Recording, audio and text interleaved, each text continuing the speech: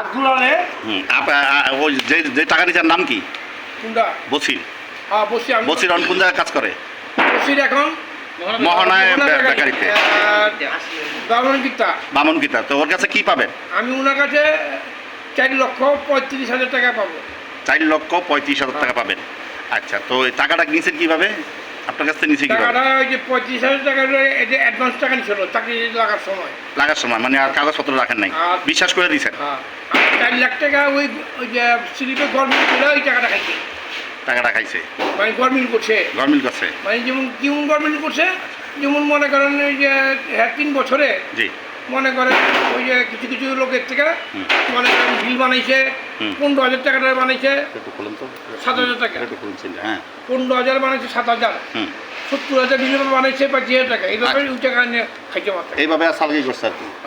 আচ্ছা, তো এখন আপনার অভিযোগ কি? আমার অভিযোগ আমি ওর থেকে 4,35,000 টাকা পাবো। আচ্ছা, 35,000 পাবেন না? তা এখন এই টাকাগুলো কতদিন হয়েছে? উনি তো চাকরি না বলে রিচার্জকে কত 6 মাস হবে না? 6 মাস 7 মাস হবে আর চাকরিতে পাচ্ছি। আচ্ছা, এই কোনো আপনার কোনো কারিগর দেওয়া জানে নিজে চলে গেছে?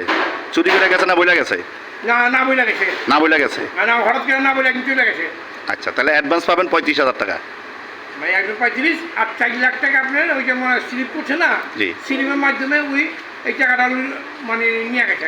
তারপরে গেছে তো গেছে, ভালো কথা, আপনার পার্টিরে মাল দেয়। আবার এখন বলে কি আমার পার্টিরে কিছু মাল দেয়। ঠিক আছে, তাইলে আপনার অভিযোগ হচ্ছে এই টাকা আপনি পাবেন, আর নাই তো সে আমার কাজ করুক। এটাই তো আপনার দাবি? কাজ করা লাগবে না। আচ্ছা, কাজ করা লাগবে না, ঠিক আছে। আর যখন গেছে বাড়ির থেকে গেছে না এখান থেকে ডাইরেক্ট গেছে?